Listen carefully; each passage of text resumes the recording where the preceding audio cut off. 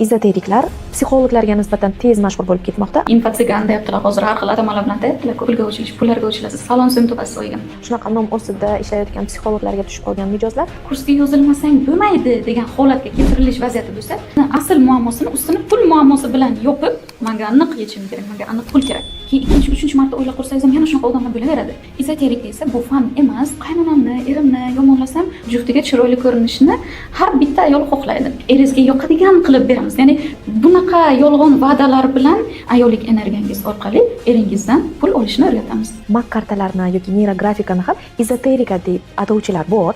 Siz o'sha kishidan tavsiya so'radingizmi? Psixolog aslo hech qanaqasiga maslahat bermaydi. Shu chizmani chizsam keyin sovg'alarga ochilamanmi? Katta rahmat. Shundan keyin menga g'oyibdan pul keldi deb. Fondlik deb atashadi. Hozir bitta gap aytaman. Balki bundan hayron bo'lasiz. Ezoterik amaliyotlarga haddan tashqari berilib ketish Men yozayda nimadir yoki nimadir rasm chizay o'zi bo'lib qolsin. Psixologiyani tezroq trenddan qolishini xohlardim. Bugungi podkastimizda so'nggi yillarda aktual bo'lib borayotgan eng muhim mavzuni muhokama qilamiz. Ijtimoiy tarmoqlarni ochsangiz, karmangizni tozalayman, pul energiyangizni ochaman, bitta seansda hayotingizni o'zgartiraman va ajdodlar programmasini tozalab beraman degan chaqiriqlarni tez-tez ko'ryapmiz. Bu qanchalik xavfli? Qayerda haqiqiy yordam va qayerda manipulyatsiya bo'lyapti va buni qanday ajratib olish mumkin? Bugungi suhbatdoshim tajribali psixolog, mak kartalar mutaxassisi, art terapevt, yosh bo'lishlariga qaramasdan Buxorodagi yagona neyrografika bo'yicha instruktor Moxinabonu Otabekovna bilan suhbatlashamiz. Studiyamizga xush kelibsiz. Rahmat katta. Tomoshabinlarimiz uchun tushunarli bo'lishi uchun bitta savolga javob bering. Ezoterika nima? Psixologiya nima va ularni qanday farqlanadi? Asosiy farqlari. Ezoterika bilan psixologiyaning ikkita eng asosiy farqidan boshlayman. Shu ikkita farqidan kelib chiqib, ularni bemalol ajratib olsa bo'ladi. Birinchi farqi, psixologiya bu fan, bu ilmiy isbotlangan yo'nalish. Ezoterika esa bu fan emas, u hech qanaqa ilmiy isbot daliliga ega bo'lmagan mistika, illyuziya yoki insonlarni qiziqtiruvchi ruhiy oqimlar haqidagi yo'nalish desak to'g'ri bo'ladi. Va bu ikkalasini yana bitta asosiy farqi, psixolog hech qachon aniq natija va'da qilmaydi. Ezoterik esa sizga falon narsani ochib beraman, falon energiyaga ochilasiz kabi aniq konkret natijani va'da qiladi. Ana shundan ham bilsak bo'ladi, bular boshqa narsalar ekanligini va shundan o'zimiz uchun keraklisini tanlab olsak ham bo'ladi. Suhbatimiz boshidan aytib o'tsak to'g'ri bo'ladi. Ezoterikani yomonlab, klassik psixologiyani yaxshilab chiqmoqchi deb tushunishlari mumkin. Bu suhbatdan, bu savollardan maqsad bu narsa emas. Biz faqat ezoterika bilan psixologiya boshqa narsalar ekanligini faktlar bilan bugun isbotlab beramiz va qolaversa, istalgan inson shu ikkita yo'nalishni istagan bittasiga murojaat qilish huquqiga ega. Bu insonlarning har birini o'zlarining tanlovlari. Lekin ongli ravishda tanlov qilishsin, o'zlari bilib turib, men ezoterikka bormoqchiman yoki men klassik psixologiyani tanlayman deb aynan o'sha yo'nalishga murojaat qilishni xohlagan insonlar bu ikkitasini yaxshiroq, to'g'ri farqlay olishlari uchun farqlarini gapirib beramiz xolos. Hozirda nega ezoteriklar psixologlarga nisbatan tez mashhur bo'lib ketmoqda? Aslida odamlar nimani izlayapti? Yechimmi yoki mo'jiza nima? Zo'r savol. Men bu savol uchun o'zi sizga alohida rahmat aytmoqchi, chunki bu savolni o'zida yana ikkita alohida savolcha borda. Birinchi bo'lib men javob bermoqchiman, insonlarga nima kerak? Yechimmi yoki mo'jizami degan savolingizga. Faoliyatimni boshlaganimga 6 yil bo'lgan bo'lsa, o'sha endi ishni boshlagan psixolog sifatida o'ylardimki, bizni xonamizga kirib keladigan har bitta inson yechim izlab keladi deb. Odamlarga natija kerak, insonlarga yechim kerak. Bo'lmasa men nimaga ishlayapman? Mana ishimdan nima foyda agar ular yechim bilan chiqib ketmasa deb o'yladim. Mijozlarni kuzatganimdan keyin, endi ko'p sonli bo'lgandan keyin bir-biri bilan taqqoslaysiz, fikr yuritasiz-ku. Tushundimki, hamma ham psixolog xonasiga aynan yechim uchun kelmas ekan. Ba'zilar keladi shunchaki ichidagilarni aytib bo'shatib olish uchun. Ba'zilar unga achinishlarini xohlaydi. Unga hamdardlik bildirishlarini xohlaydi. Men bu narsani yaxshi ham yomon ham deb atamayman, lekin hamdardlik bildirishsin. Ana Instagramda ko'ryapman psixologlarni, ayollarni yonina olib gapirishyapti-ku. Demak, men bu psixologga ham borsam, shunaqa qaynonamni, erimni yomonlasam, bu mana siz haqsiz deb menga achinib, menga yon bosib o'tiradi deb ana shunaqa tushuncha bilan mendan o'sha hamdardlikni, yon bosishni, qanaqa sizga qiyin ekan degan rahmnimi, shunaqa narsani kutib kelishadi. Aslida bizda zo'r gap bor-ku, haqiqat achchiq bo'ladi degan. Yechim Bu haqiqatga tik qarashdan keyin keladigan vaziyat, natija. Lekin kim haqiqatga tik qarashdan qo'rqsa, cho'chisa, qochsa, hali tayyor bo'lmasa, u odamda yechim bo'lmaydi. Shuning uchun ham hamma ham yechimga tayyor bo'lmaydi. Yechimmi mo'jizami deb savol berdingiz. Mo'jizaga keladigan bo'lsak, biz bolaligimizdan ertak eshitib katta bo'lamiz. Ertaklarning nimasi yoqadi? Chunki ertaklarda mo'jiza bor. Mo'jizaviy qasrlar, mo'jizaviy qilich, uzuklar, ochil dasturxon. Shuning uchun ham bolalar yaxshi ko'rib eshitadi ertaklarni. Fiziologik tomondan 30 ga kirishimiz mumkin, lekin psixologik tomondan o'sha yoshimizga mutanosib ulg'aygan bo'lmasak, 30-40 yoshimizda ham haligacha hayotimizdan mo'jiza qidirib yuramiz. Erik Bernni tranzakt tahlil nazariyasiga ko'ra har bittamizning ichimizda 3 xil odam yashaydi. Bu ichki bola, hozir Instagramda trendda, ichki bola bilan ishlash katta odam va ota-ona rollari. Shulardan bola pozitsiyasidan hali to'liq chiqmagan insonlar mo'jiza kutib kelishadi. Katta odam pozitsiyasiga o'tgan nafaqat jismonan, balki psixologik tomondan ham ulg'aygan insonlar ana ularga yechim kerak. Va men sizga hozir o'zimni kuzatishlarim natijasida qilgan statistikamni aytaman. Bu qanchalik to'g'riligini bilmayman, lekin yechim qidirib keladigan insonlardan ko'ra mo'jiza kutib keladigan odamlar ko'pligidan men shunaqa xulosaga kelganmanki, demak jamiyatimizda o'zi fiziologik ulg'ayib, lekin psixologik yoshi haligacha katta bo'lmagan, ulg'aymagan, bola pozitsiyasidan chiqmagan insonlar ko'proq ekan degan xulosaga kelganman. Aynan shuning uchun ham ezoteriklarga ko'proq murojaat qilishadi. Shuning uchun ham ko'proq murojaat qilishadi, chunki boya aytdim, ezoterikada ular aniq natija sizga va'da qiladi. Aniq natijani lekin mantiqan ham o'ylab ko'rsak, bu dunyoda ikkita bir xil barmoq izi yo'q va biz bitta texnika hammaga bir xilda natija berishiga ham garantiya bera olmaymiz. Bu narsani klassik psixolog sizga hech qachon natija va'da qilmaydi. Men bitta super xotiram borda, mana hamma narsa tez-tez esimdan chiqadi, ismlar ayniqsa, lekin bitta psixologdan men eshitgandim, juda ham zo'r gestalt terapevtdan. Unga xuddi ana shunaqa podkastda savol berishganda, mijoz keldi, ana ezoterik bo'lsa, aniq konkret va'da beradiki, siz pul masalasida keldingizmi, men sizni pullarga o'chaman deb. Lekin ana klassik psixologga kelsa, klassik psixolog pul masalasida muammosi bor odamga qanaqa yordam bera oladi? Puli ko'payib ketadimi? U ham pullarga o'chilishga yordam beradimi? Klassik psixolog nima qiladi deganda zo'r javob bergan. Yoki rostdan ham daromadini oshishiga yordam beradi konsultatsiya jarayonida, endi terapiya jarayonida. Yo bo'lmasam, o'sha inson anglashi mumkinki, unga aslida pul emas, unga aslida xotirjamlik yetmayotgan ekan. Shuning uchun u pulim ko'paysa, mashina olsam, keyin baxtli bo'laman-u, keyin xotirjam o'zimni his qilaman deb, ya'ni o'zini asl muammosini ustini pul muammosi bilan yopib, pulim ko'paysa hammasi yechilib ketadi deb o'ylab o'zini o'zi aldab yurganligini yoki mijoz psixolog bilan ishlash orqali anglab chiqib ketadi. Klassik psixolog sizga beradigan texnika hammaga har xil ta'sir qiladi. Biz shu texnikani qilsangiz aniq pulingiz ko'payadi deya olmaymiz. Siz bu texnika orqali tushunishingiz mumkinki, yo'q, sizga pul emas, sizga aslida oilaviy baxt yetmayotgan ekan. Yo'q, siz aslida vahimadan qiynalayotgan ekansiz, shuning uchun u ko'ylakni olaman, bunisini olaman, shopping qilaman, restoranga kiraman, kafega kiraman, shu bilan xotirjam o'zimni his qilaman deb asl ehtiyojingizni bostirib kelayotgan ekansiz. Ya'ni buni anglashingiz mumkin psixolog bilan konsultatsiyada. Shunisi bilan psixologning ishi chuqurroq, shunisi bilan klassik psixolog muammo bilan yuzaki emas, balki u bilan chuqur ildizlari bilan ishlaydi.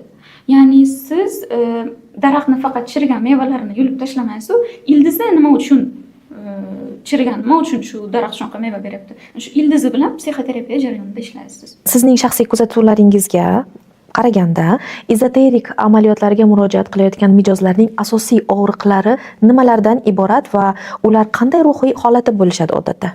Ezoterikka murojaat qilayotgan inson, unga aniq natija kerak, garantiya kerak. Uni vaqtni cho'zishga, ikkilanishga, yana tavakkal qilishga vaqti yo'q. Qanaqa inson bunaqa vaziyatda bo'ladi? Kimda moliyaviy muammolari bo'lsa. Chunki moliyaviy muammosi bor inson mana bunaqa gapimdan yaxshisi chetlab o'tadi-da, yoki buni anglar ekanman, yoki pulim ko'payar ekan, yo'q, menga aniq yechim kerak, menga aniq pul kerak. Endi boyagi aytganim ham, ya'ni psixolog pul masalasida ishlamaydi degan emas. Bizda aynan pul, daromad, karyerani rivojlantirish masalalariga oid texnikalarimiz ham bor. Lekin buni o'zidan ham har kim har xil natija qilib chiqadi-da. Shuning uchun ham psixolog aniq ana shuncha summa topasiz deya olmaydi. Ezoterikka kimlar murojaat qiladi? Menga aniq garantiya bersin. Men aniq bilay, shunga bergan pulim zo'y ketmasligini. Mantiqan ham o'ylab qarasak, aniq garantiya berib hech narsaga aytib bo'lmaydi shu texnika aniq sizga pul ko'paytiradi deb. Chunki o'sha ezoterik praktikalar bilan shug'ullangan insonlar ham menga kelishgan va mijozlarim menga aytib berishganidan bilamanki, o'sha ham hammaga bir xilda zo'r natija bermaydi, hamma ham pullariga ochilib ketmaydi, lekin ular shu va'dani berishadi. Biz garantiya xohlaymiz uchun o'sha va'daga keyin ilinamiz. Bu birinchi masala. Ikkinchi masala, yana ko'rsak bo'ladi, men sizga boya ham aytdim, iqtisodiy holat bilan bog'liqdir. Chunki ezoteriklarni ham ko'pchilikni reklamalarini ko'radigan bo'lsangiz, aynan pulga ochilish, pullarga ochilasiz, falon so'm topasiz oyiga. Bu narsani qanchalik to'g'ri, qanchalik xato bilmayman, lekin o'zim uchun o'zi shunday ham moliyaviy tomondan, iqtisodiy tomondan qiynalib o'tirgan insonni yolg'on yashiq, o'xshamasligi, o'zi uchun ham noma'lum bo'lgan narsaga ishontirib, shuni orqasidan biznes qilish to'g'ri emas deb o'ylayman. Lekin aksariyat hozir shuni orqasidan biznes qilyapti. Men aynan ezoteriklar shunday qilyapti demayman.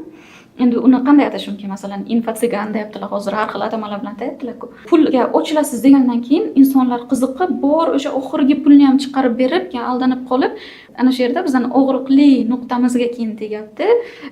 Shu ishni qilayotganlar ko'pchiligi psixolog nomi ostida qilyapti bu narsani. Tomoshabinlarimiz orasida balkim bordir shunaqa nom ostida ishlayotgan psixologlarga tushib qolgan mijozlar va oddiy qilib aytganda oddiy aholi, siz mutaxassis sifatida javob bering, ezoterik hamda haqiqiy psixologni qanday qilib ajrata oladi?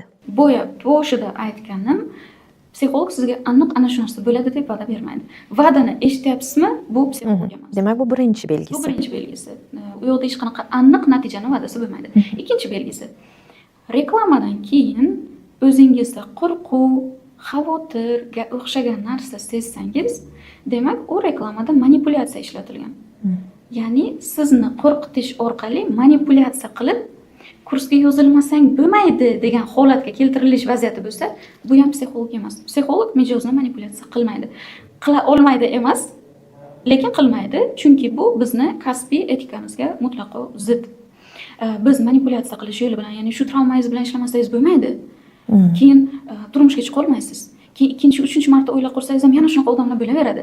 Ya'ni kelishingiz shart degan narsani psixolog sizga uqtirmaydi. Agarda sizda qanaqadir travma bo'lsa-yu, lekin hozirgi vaziyatingizga, yashashingizga u xalal bermayotgan bo'lsa, u bilan ishlash shart emas. Bironta psixolog sizga o'sha travmang bilan ishlashing shart deb uqtirmaydi. Chunki bizga mijoz keldiki, travma haqida gapirishni boshladiki, biz baribir avtomatik bitta savol beramiz. Xo'p, qayerda muammo bor? Nimadan qiynalyapsiz hozir? Hozir hammasi yaxshi, faqat men Instagramda shunaqa deb eshitdimki, bu travma bilan ishlash kerak ekan. Lekin sizni hozir bezovta qilyaptimi shu narsa? Yo'q. Demak, mavzu siz uchun aktual emas. Demak, shunda ham yashasa bo'ladi. Ya'ni psixolog shu narsani qilmasang yashab bo'lmaydi degan va'dani bermaydi. Chunki kimdir millionlab travmalar bilan lekin hozir baxtli yashab yuribdi. Xuddi shunday. Kimgadir esa o'sha bittagina travma bo'lishi mumkin, lekin unga hozir yashashga xalal beryapti o'sha narsa. Ishlamasa bo'lmaydi shu bilan. Ya'ni har bitta insonni trigger qiladigan og'riqli nuqtasi bor. Hammamizda bor unaqa narsa. Travmasiz inson yo'q. Psixolog sizni o'ziga mijoz qilish uchun bu narsadan foydalanmaydi. Chunki o'zi shunday ham travmasi og'riq berayotgan va bu bilan kim bilan ishlasam ekan deb qidirib yurgan mijozlar bor. Hammani o'sha og'riqli nuqtasiga tegib kursiga jalb qilish bunaqa strategiya bilan klassik psixologlar ishlamaydi. Ba'zi mutaxassislar odamlarni qo'rquvidan kelib chiqib pul topayotganligini ko'ryapmiz. Siz ham shuni aytdingiz, biz ham buni guvohi bo'lyapmiz. Bu qanday manipulyatsiya mexanizmi? Bu marketing strategiyasi. Qo'rquvdan foydalanib pul ishlaydiganlar, ular hammasi ham aynan ezoteriklar, infotsiganlar yoki psixologlar qilyapti deb ayta olmaymiz. Chunki qo'rquv bu juda ham kuchli manipulyatsiya qurolida.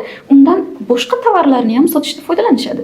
Misol uchun o'sha plastik xirurgiya, u ham insonlarga foydasi tegishi uchun aslida ishlab chiqilgan, kuyganlar bor, har xil muammoga duch kelganlar bor, lekin o'shalar ham agarda o'zini xizmatini sotmoqchi bo'lsa, zo'r ayollarning og'riqli nuqtasi bor. Bu juftiga chiroyli ko'rinishni har bitta ayol xohlaydi.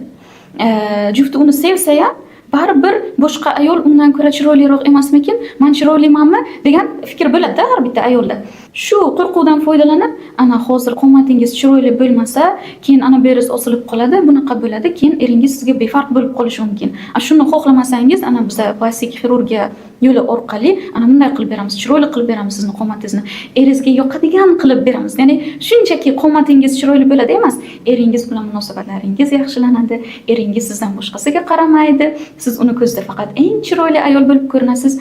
Ana bunaqa narsani nafaqat psixologiyani mahsulotlarini, xizmatlarini sotishda, balki butun dunyo marketologiya sohasida o'zi ishlatadi. Marketing insonlarni og'riqli nuqtasini topib, o'sha nuqtaga zarba berish orqali o'zi bozorda tovarlarni sotishga undaydi har bitunga murojaat qilgan insonni. Chunki mana o'zim ham marketolog bilan ishlab ko'rsammikin deb borganman-da, suhbatlariga borganman yoki marketing haqida o'qiganman. Hammasi bir xil gap aytadi. Mijozlarni og'riqli nuqtasiga tegadigan narsa haqida gapiring, mijozingiz haqida gapiring. Mijozga qiziq emas, sizning kimligingiz to'g'ri. Mijoz o'zini ko'rishni xohlaydi. Lekin bu degani uni manipulyatsiya qilish kerak degani emas-ku. Lekin kim bozorda olg'ir bo'lib yaxshi mahsulotlarni sotishni xohlasa, ham shunaqa strategiyadan foydalanadi. Bu bor narsa. Bu marketing psixologiyasi. Faqat shu yerda bitta narsani aytishni xohlardim. Hozir psixologiya trendda. Psixologiyani tezroq trenddan qolishini xohlardim.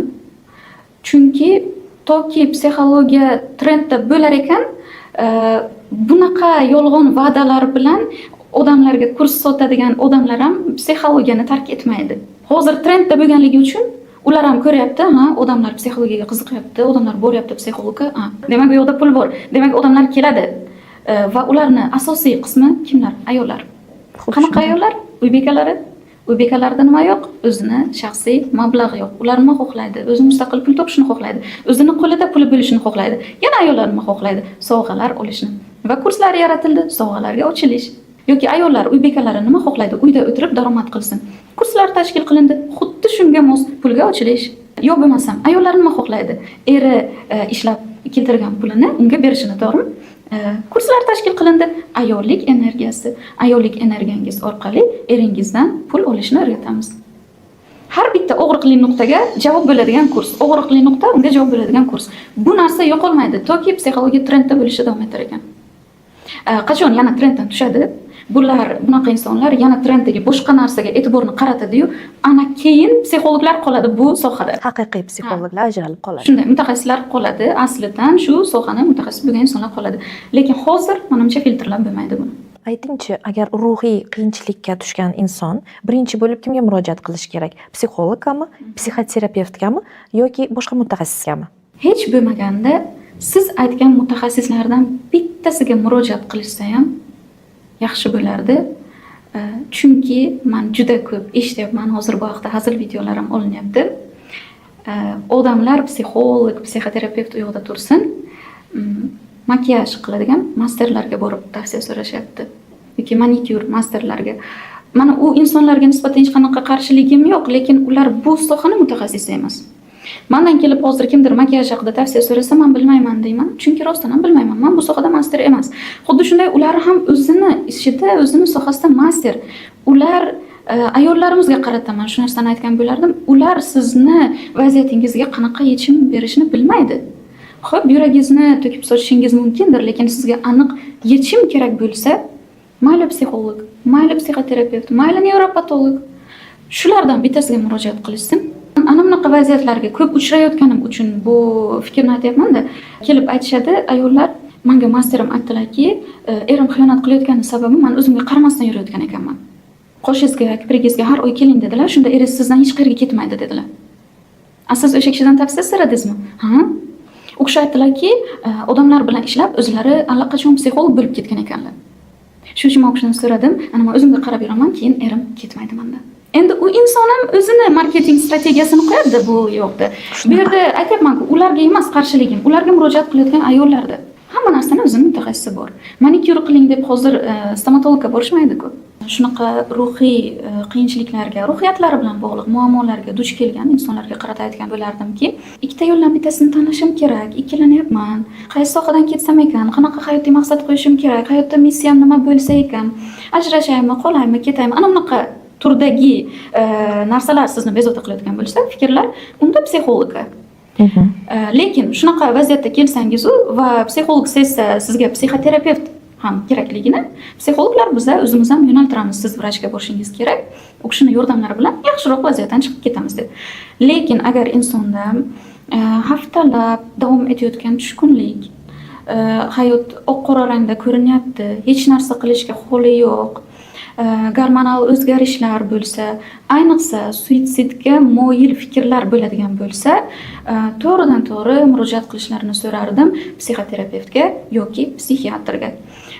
Bularni nomi qo'rqinchli ko'rinishi mumkin, lekin psixiatr faqat ruhiy kasal bilan ishlaydi degan narsa yo'q. Sizga psixiatr bilan ishlash tezroq, osonroq natija beradi. Bizning xalqimiz nimada?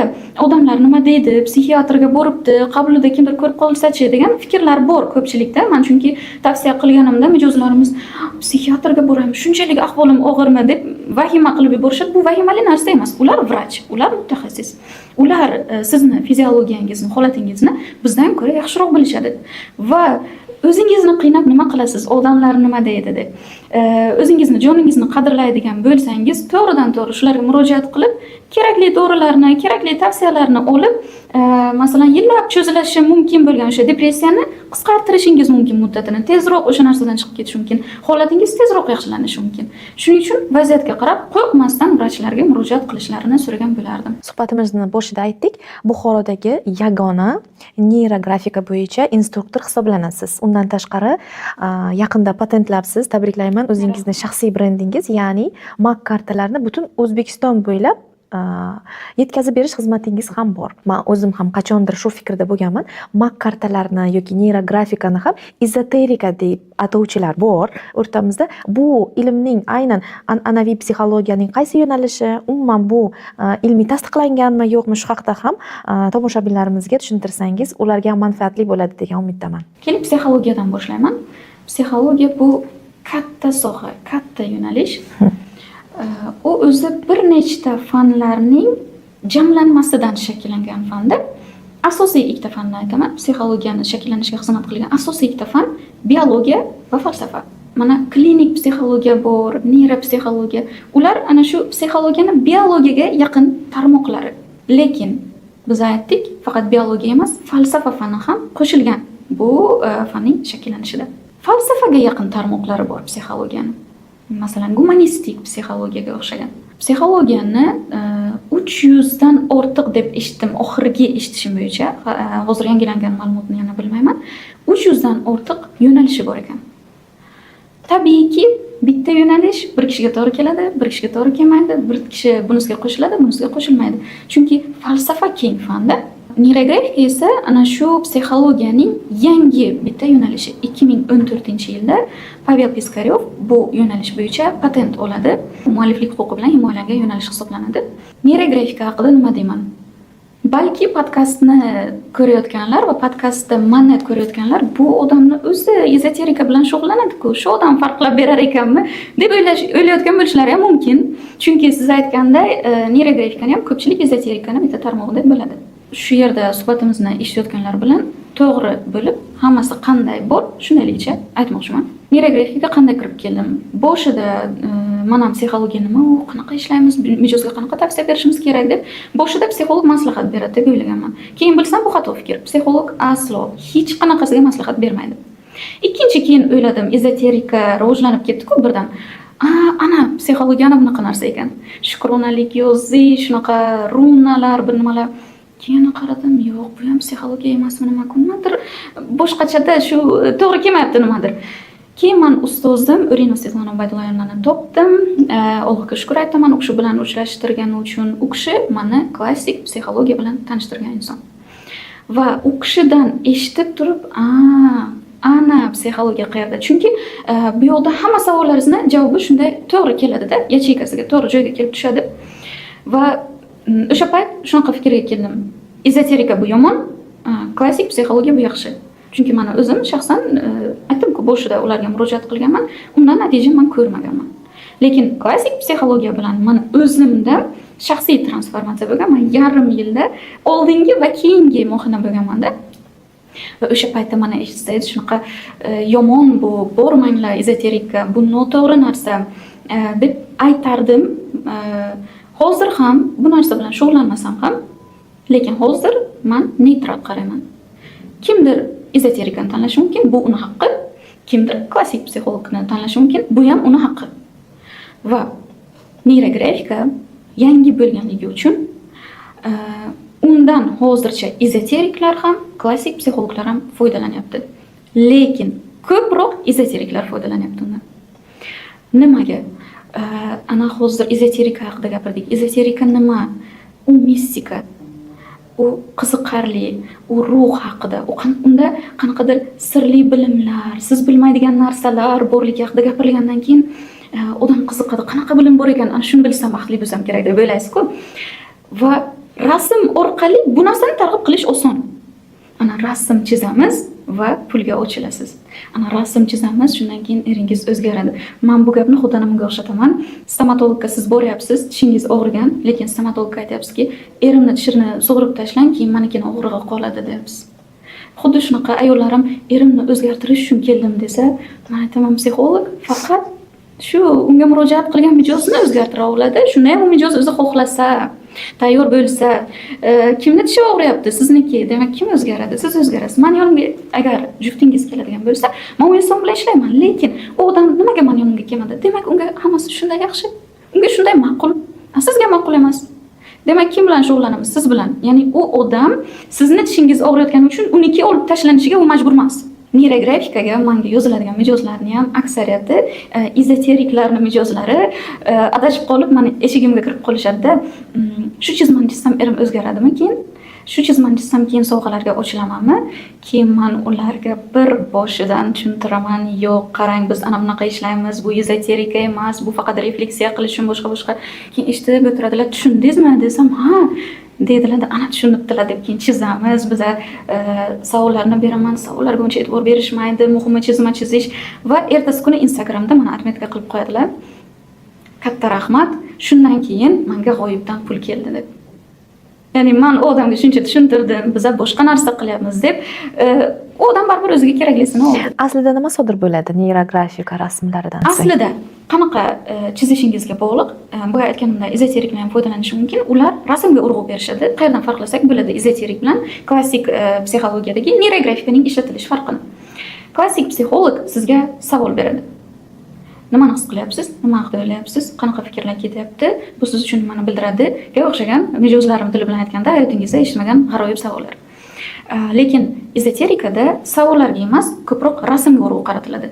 Rasmni chiroyli chizing, burchaklari bittasi ham ochiq qolmasligi kerak, ranglarga e'tibor bering. Shunday diqqat ko'proq rasmga qaratiladi. Klassik psixolog sifatida aytaman, rasm sizga hech narsa bermaydi. U faqat bitta vosita.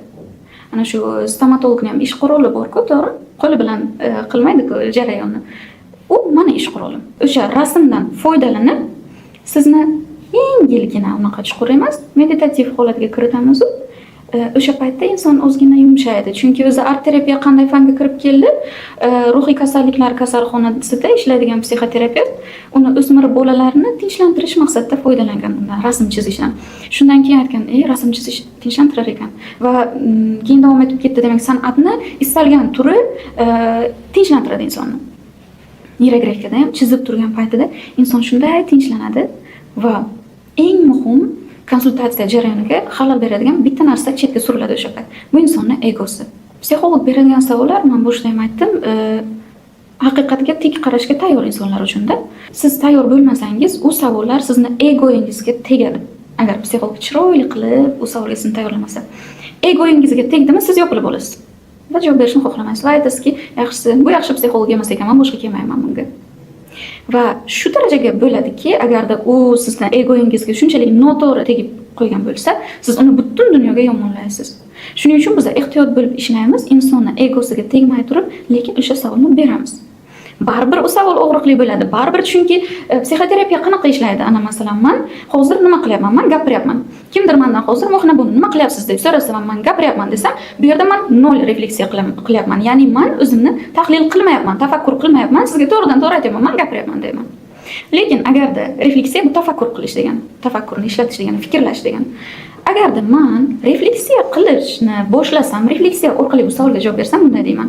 Bu Mohna boni bo'lib emas-u, sizni o'rningizga o'zimni qo'yaman-u, siz bo'lib o'zimga chetdan qarayman.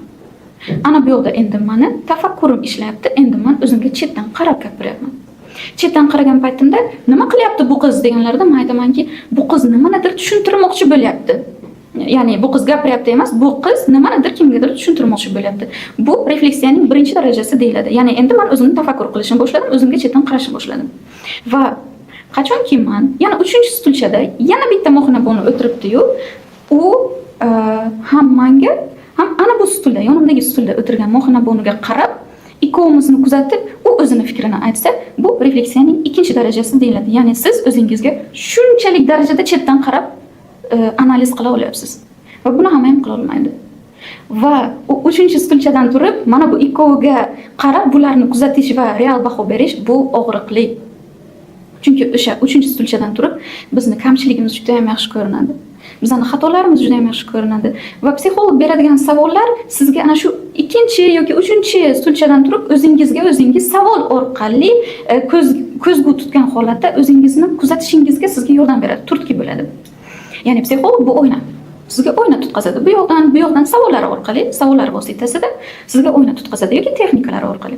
Lekin hamma gap siz bu oynaga to'g'ri qarashga, adekvat qarashga va o'zingizni aldamasdan javob berishga, ya'ni ko'rayotgan narsangizni, ha, bor shu narsa deb aytishga tayyormisiz yoki yo'qmi?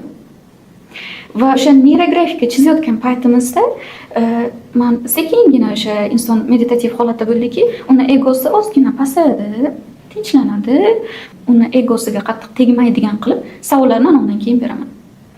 Va bizda psixologlarda mijozlarning bo'lgan natijasini aytish mumkin emas. Shuni ham inobatga olsa bo'ladi. Ya'ni ezoterik bilan psixologning yana bitta farqi, ezoteriklar natijalarini pachkalab qo'yishlari mumkin, lekin bizda psixologlarda bu mumkin emas.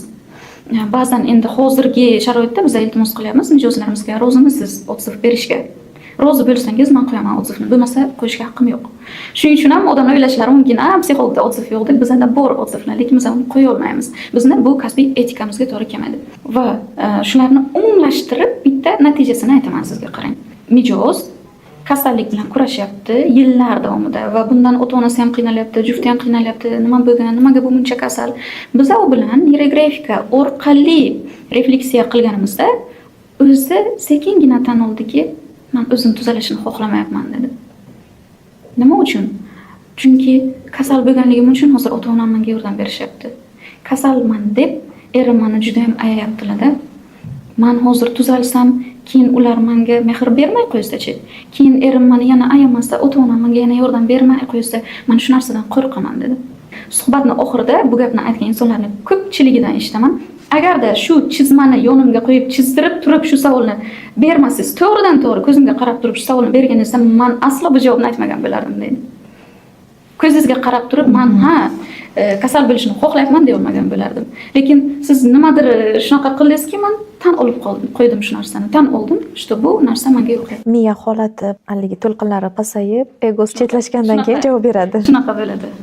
Ya'ni o'zim ana shu sohani kiraymi, kirmaymi, o'rgansammikin, bu klassikaga to'g'ri keladimi deb juda ham ko'p ikkilanganman. Oxiri tavakkal bitta o'qib ko'ray, agar ezoterikaga to'g'ri keladigan bo'lsa, tashlayman dedim. Lekin birinchi, ikkinchi bosqichlari menga shunaqa yo'qdiki, men oxirigacha davom ettirishga qaror qildim. Chunki keyin sababini tushundim buni, nima uchun yoqqanini. Birinchi, ikkinchi bosqichlarini men klassik psixologlardan o'rganganman. Buni klassik psixologiya sifatida qanaqa ishlatilishini ular menga o'rgatdi. Juda ham zo'r bundan natija bo'ldi. Qanaqa natija? Ko'proq neyrografika yordam beradi depressiyada. Tushkunlik holatdan chiqishga. Neyrografika yordam beradi vahima bilan ishlashda. Neyrografika yordam beradi o'zini chuqur analiz qilishda, tahlil qilishda.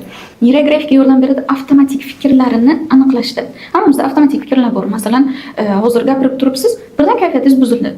Birdan buzilmadi, sizga qanaqadir avtomatik fikr keldi. Masalan, xato gapirdimmikin degan fikr. Lekin siz unga e'tibor bermaysiz, chunki bu aytganimda refleksiya qilmaysiz, gapirib ketaverasiz, lekin kayfiyatingiz buzildi. O'sha paytda sizdan avtomatik fikr o'tib ketgan bo'ladi. Ko'pchilik bu narsani ushlab olishga qiynaladi. Buni ushlash nimaga kerak? Biz avtomatik fikrlarimizni aniqlashtirib olsak, keyin u bilan ishlay olamizda. Neyrografika orqali ana shu avtomatik fikrlarni ushlab, aniqlash va ularni tahlil qilish juda ham oson. Shuning uchun ham bu yo'nalishdan keyin voz kechmadim. Garchi ko'pchilik buni ezoterika deb o'ylasa ham, garchi ko'pchilik buni ezoterikada foydalansa ham, lekin mijozlarim bilan har safar ishlaganimda ular tashlamang bu narsani, zo'r narsa ekan, men yaxshi bilan natija qildim, sizni tavsiya qilaman deyishgandan keyin, bu yo'nalishni kelajagi bor, men buni ishlataverishim kerak deyman, davom ettiraman keyin. Juda ajoyib javob berdingiz. Tomoshabinlar o'zlariga kerakli ma'lumotni oldilar deb o'ylayman. Mak kartalarchi? Mak kartalarni odatda taro kartalari bilan o'xshatishadi va uni ham folbinlik deb atashadi. Folbinlikni bir turi deyishadi. Ammo siz buni psixologiya deyapsiz. Siz aynan bunga qanday ta'rif berasiz? Mak kartalar va taro kartalari. Hozir bitta gap aytaman, balki bundan hayron bo'lasiz, lekin ikkovi bir xil karta. Taro kartalari, tarologlar ham o'sha kartani ishlatishadi, biz mak terapevtlar ham o'sha kartadan foydalanamiz. Ya'ni ayrimlari farq qilmasa, ko'pincha ishlatadigan instrumentimiz bir xil. Lekin ishlatish usuli mutlaqo bir-biridan farq qiladi. Tarolog nima qiladi? Tanlagan kartangizga qarab siz haqingizda gapirib beradi va balki kelajagingiz haqida gapirib beradi. Men bunisini aniq bilmayman, chunki tarologga murojaat qilmaganman. Mak terapevt sifatida sizga nima deyman? Mak kartaga qarab mijoz gapiradi, psixolog gapirmaydi. Psixolog yana o'sha savol beradi. Biz neyrografiya bilan ishlasak ham savol beramiz, gestalt terapiya orqali ishlasak ham savol beramiz, mak karta bilan ishlasak ham savol beramiz. Ya'ni quyidagicha savollar beriladi mak karta bilan ishlashda. Kartada nimani ko'ryapsiz? Kartadagi qahramon sizga nimani eslatyapti? Kartadagi qahramon nimani his qilyapti deb o'ylayapsiz yoki eng ko'p diqqatingizni kartada nima tortyapti? Bu savollar nima uchun beriladi? Qarang, proyeksiya qonuni degan narsa bor. Ya'ni biz o'zimizni ichimizda bor narsani tashqarida ko'rsak, taniymiz uni. Va shu bitta kartochka tanlaydigan bo'lsa mijoz, o'sha bitta kartaga qarab bitta mijoz boshqa xil javob beradi, ikkinchisi boshqa xil javob beradi. Chunki ikkovining o'tmishi har xil, ikkovining tushunchasi har xil, dunyoga qarashi har xil. Yig'lab turgan bola rasmini ko'rib, kimdir aytadi, bu meni farzandim deydi, u shunaqa yig'layapti, ona mehrini xohlayapti deydi, kimdir aytadiki, bu meni bolaligim. Va yana bir kishi aytadi, bu meni ichki bolam, kimdir aytadi, bu meni hozirgi holatim. Ya'ni hamma har xil javob beradi va hammaning javobi to'g'ri. Chunki u kartada o'zini ko'rib gapiryapti. Bizga ana shunisi kerak. Biz folbin emasmiz. Biz unga qanaqaligini aytib bermaymiz. Biz kartaga qarab unga kelajagi haqida ham hech narsa bashorat qilmaymiz. Kartaga qarab mijoz o'ziga o'xshash tomonlarni hamma o'zi haqida gapiradi. Hamma insonlar kartaga qaraganda o'zi haqida gapiradi va bizga o'sha narsa kerak. Nimaga kerak? Bu yerda ham yana o'sha ego masalasi ketadi. Chunki men farzandimga e'tibor bera olmayapman degandan ko'ra kartadagi qahramon farzandiga yetarlicha e'tibor bera olmayapti deyish osonroq. Kartadagi qahramon o'ziligini insonlar anglab turadi. Endi har doim ham aynan o'zini ham ko'rish shart emas, juftini ko'rish mumkin, farzandini ko'rish mumkin. Umuman dunyoni ichida qanday ko'rsa, kartada xuddi o'sha narsani ko'radi va sizga gapirib beradi. Va kartaga qarab gapirish, tan olish osonroq.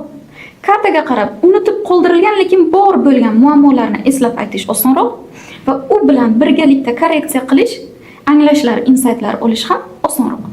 Shuning uchun ham mak kartalardan foydalanamiz. Ayniqsa men hozir oxirgi pallada neyrografika va mak kartani birgalikda ishlatyapman. Bunda undan ham yaxshiroq natija beradi. Chunki bunda endi nafaqat chizib turib, balki kartaga qarab turib, har tomonlama, har xil obrazlar orqali mijozga savollar beraman va savollar orqali mijozlar shunchalik o'zlariga yetarlicha ko'proq insaytlar, xulosalar olishadi. Qolaversa, mak kartalardan men endi art terapeutman. Art terapiyani bitta instrumenti hisoblanadi mak kartalar. Art terapiya esa bu tabiiyki klassik psixologiyaning yo'nalishi. Lekin mak kartalardan boshqa terapevtlar ham foydalanishadi, bemalol foydalanishlari mumkin. Masalan, gestalt terapevtlar mendan juda ham ko'p buyurtma qilib olishadi. Gestalt terapiyada shu mak kartalardan foydalanish uchun. Hozirda biz Buxoroda yana bitta yangilik qildik. Psixologik materiallar do'koni ochildi. Bu bizni O'zbekistonimizda ham yangilik. Birinchi bunaqa do'kon ochilishi va shu yerda o'zbek tiliga o'girilgan yoki o'zbekcha qo'llanmaga ega kartalarni biz sotuvga qo'yganmiz. Ayniqsa men xursand qilayotgan narsa, boshqa viloyatlardan, Toshkent shahri, Qoraqalpog'istondan ham ko'pchilik buyurtma qilib kartalarimizni olishyapti va minnatdorchilik bildirishyapti. Men juda ham xursand bo'laman, qachon ular faoliyatlarda qo'llab, ana foydalandim, zo'r insight oldi mijozlarim, rahmat deyishganda xursand bo'lib ketaman va Xudo xohlasa bu do'konimizni yanada rivojlantirish niyatimiz bor. Xudo xohlasa xayrli bo'lsin.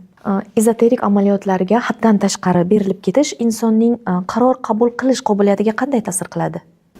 Zo'r ta'sir qiladi. Katta ta'sir qiladi. Chunki u yoqda mas'uliyat ko'proq borliqqa, energiyaga, nimagadir ochilishga qaratiladi-ku. Endi ya'ni siz bo'lmagan boshqa narsalarga.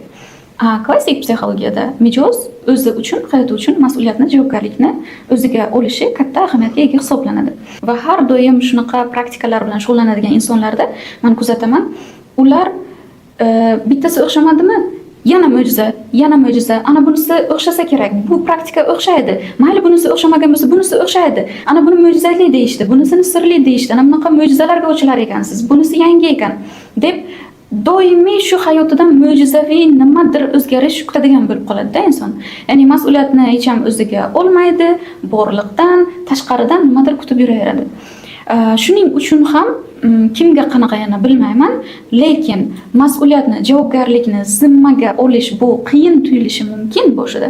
Lekin bir marta inson o'zi uchun javobgarlikni oldiki, keyin ko'radi, aslida bu unaqa og'ir emas ekan, bu qiyin emas ekan. Nima uchun bu gapni aytyapman? Qarang. Bizni o'zbek xalqimiz aslida shunaqa sabrli, shunaqa mas'uliyatliki, biz o'zimizdan boshqa hamma uchun mas'uliyatni olamiz. Ro'zg'or uchun, oila uchun, o'qishimiz uchun, ustozlarimizni xafa qilmaylik, ota-onamiz uchun, farzandlarimiz uchun mas'uliyatimiz og'irlik qilishidan keyin o'zimizga kelganda o'sha kuchimiz yetmay qoladi. Keyin qani edi, men uchun ham kimdir mas'uliyatni olsa-yu, shu borliqdan, g'oyibdan men baxtga ochilsam-da deb o'zini mas'uliyatini olishga endi qolmadi-ku, energiyasi tugadi, to'rt tomonga beravergandan energiyasi tugadi, o'ziga qolmadi. Ular o'zlariga kelganda charchashadi va psixologni o'zingiz uchun mas'uliyatni olishingiz kerak degan fikri ular uchun endi og'irlik qiladi. Yaxshisi men mo'jizaviy qanaqadir praktikaga boray, men uchun o'zi hal bo'lib qolsin, chunki meni kuchim yo'q boshqa. Meni ro'zg'orim bor, oilam boshqasi bor. Men yozaydi nimadir yoki nimadir rasm chizay, o'zi bo'lib qolsin. Klassik psixologiya buni teskarisini insonga o'rgatadi. Ya'ni bu yerda boshqalar uchun javobgarlikni olma demaydi. Lekin klassik psixologiyaga ko'ra biz maslahat so'ramagan odamga maslahat bermaymiz. Ana energiyasi tejaladi. Yordam so'ramagan insonga yordam bermaymiz. Yordamga tayyor bo'lmagan insonga ham bermaymiz. Biz o'zimizni mas'uliyatini olishimiz kerak bo'lgan insonlarimiz bor. Bular ota-onamiz, farzandlarimiz, juftimiz, oilamiz. Lekin bizni o'zbek ayollarimiz, umuman o'zbek xalqi boshqa ko'p narsalar uchun ham mas'uliyatni oladi-da zimmasiga. Yordam so'ramaganga ham borib yordam so'rab, yana yordam berdim, noshukur ekan, qadrlamadi deb xafa bo'ladi o'zi. Maslahat so'ramagan odamlarga maslahat berib, shuncha maslahat berdim, inobatga olmadi deb xafa bo'ladi. Lekin o'sha paytda o'sha o'ziga qaratishi kerak bo'lgan e'tibori boshqalarga ketib qoladi-yu, o'ziga kelganda keyin kuchi qolmaydi. Shuning uchun klassik psixologiya aytadiki, birinchi o'zimiz uchun javobgarlikni olamiz, birinchi o'zimiz uchun mas'uliyatni olamiz, keyin albatta yaqinlarimiz, oila a'zolarimiz uchun va ulardan ortib qolsak, keyin boshqalarga yordam bersak bo'ladi, o'shanda ham so'ragan odamlarga. Shunda biz mas'uliyatdan qochmaymiz, shunda mas'uliyat unaqa og'irlik qilmaydi bizga. Yelkamizni bosib qo'ymaydi. Bemalol o'zingiz uchun javobgarlikni olib bilasiz, mas'uliyatni olib o'zingizni ustingizda ishlashingiz osonroq bo'ladi, agarda mas'uliyatni olishni o'zingizdan boshlasangiz. Juda ajoyib javob. Juda ham keng ma'noga ega javob. Rahmat javobingiz uchun. Agar bugun siz millionlab insonlarga murojaat qilish imkoniyati bo'lsa, sizda psixologik yordam izlayotgan insonlarga beradigan eng muhim tavsiyangiz nima bo'lardi? O'zi podkastga taklif qilganingizdan beri o'yladim, baribir shu tavsiya beriladigan qismi bo'ladi va shunaqa savol bo'lsa, nimani tavsiya bersam ekan deb men aynan ota-onalarga yuzlanib tavsiyamni ularga bermoqchiman. Har bitta farzand, har bitta bola qanaqadir qobiliyat bilan dunyoga keladi o'zi. Har bitta bolani o'zini qiziqishi bo'ladi, o'zini qiziqqan nimasidir bo'ladi, hobbisi bo'ladi. Lekin biz u bolani uchburchak bo'lsa, olib kvadrat undan yasamoqchi bo'lamiz-ku. Iqtidori bor narsaga emas, yo'q, rassom bo'lib nima qilasan? Undan ko'ra matematik bo'l deb u bolani qiynab qo'yamiz, nafaqat qiynab qo'yamiz. U bola shunday ulg'ayadiki, u endi na rassom, na yaxshi matematik. U bola shunaqa ulg'ayadiki, u na uchburchak, na to'rtburchak. Unisi ham emas, bunisi ham emas. Chunki u uchburchak bo'lib tug'ilganda, biz esa hammadan zo'rmiz deb o'yladik-ku, o'zimizni men hammadan ko'ra aqlliman, bu bolamga ham nima to'g'ri bo'lishini men yaxshiroq bilaman deb o'yladik-da, uni o'zgartirmoqchi bo'lib sindirib qo'yamiz. Har bitta bolani o'zini qanotchasi bo'ladi. Agar ota-ona uni bu sariq rangdagi qanot ekan, men shunday deb o'ylayman, senga yashil qanot to'g'ri keladi deb qanotchasini kessak, yashil unga to'g'ri kelmaydi, sariq qanotlari sinib bo'lgan bo'ladi. Men bu gapni nimadan kelib chiqib aytaman? Bolalar bilan ishlab emas, yo'q. Men o'sha qanotlari singan insonlar bilan ishlab turib bu xulosaga keldim. Men katta farzandlar bilan ishlab bu xulosaga keldim. Chunki ular ko'pchiligi kelib aytishadi, men bilaman, to'g'ri, karyeramni qurishim, hayot yo'limni tanlashim kerak bo'lgan vaqtim balki o'tgandir, lekin men endi na u yo'qlikman, na bu yo'qlikman. Men sportga qiziqaman. Lekin sportchi qizga hech kim uylamaydi deyishdi-da, shu uchun men ona tili adabiyot o'qituvchisi bo'lim, lekin men bu sohaga qiziqmayman. Men xohlamayman o'qituvchi bo'lishni. Shuning uchun men na o'qituvchi, na sportchi. Lekin hozir ham qiziqqanidan sport to'garaklariga boradi, boshqa, chunki qiziqish bor. Alloh bergan qobiliyat bor ichida, na undan voz kecha oladi, na bunisiga ko'nika oladi. Shuning uchun aytgan bo'lardim, Alloh har bitta farzandni qobiliyat bilan beradi. Biz uni qobiliyatini ko'ra olsak va o'sha qobiliyatini shakllanishiga unga imkon yaratib bersak, u baxtli ham bo'ladi. U bir kun kelib sizga rahmat ham aytadi. Rahmat, meni qanotlarimni sindirmagan ekansiz. Rahmat, meni yana ham rivojlanishimga imkon yaratib bergan ekansiz. Men qalb kasbimni men maza qilib ishlayapman deb ota-onasidan ham minnatdor bo'ladi. O'zi ham hayotida ko'p qiynalmaydi. Men bitta joyda eshitgandim bu narsani.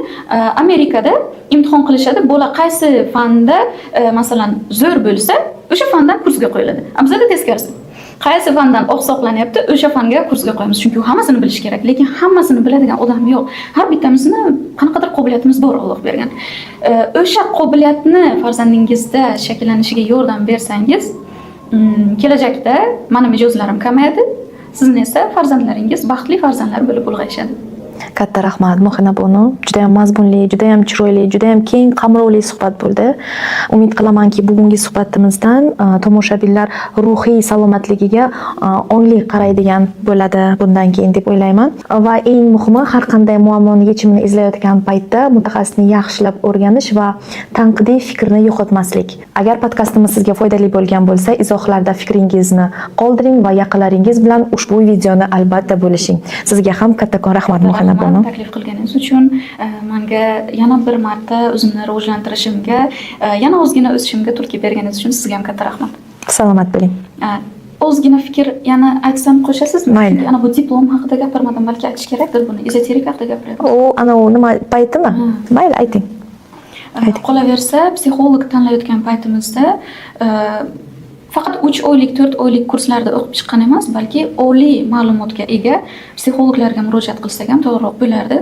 Chunki o'sha 4 yil ham juda katta ahamiyat kasb etadi. Shu bolani ham shakllanishiga 9 oy muddat vaqt ketadi-ku. Xuddi shunaqa mutaxassis bo'lishimizga 1 yil, 2 yil vaqt yetmaydi-da. Va oliy ta'limda beriladigan bilimlar hech bo'lmaganda bizda asosni yetarlicha bera oladi. Va o'sha asosi bo'lgan inson tanqidiy fikrlash bilan qaraydi-yu, ko'r-ko'rondan har xil oqimlarga o'zi kirib ketmaydi, to'g'ri. Oliy ma'lumotli bo'lib turib, lekin ezoterika bilan shug'ullanadiganlar ham bordir, lekin men shunday deb o'ylayman, aksariyat psixologiya yo'nalishida o'qigan insonlar tanqidiy fikrlash orqali qarashadi o'sha yo'nalish tanlayotgan paytda va psixologiyani asoslariga to'g'ri keladigan, fundamentiga to'g'ri keladigan yo'nalishni tanlay olishadi. Chunki bizda institutda bu narsa o'rgatiladi.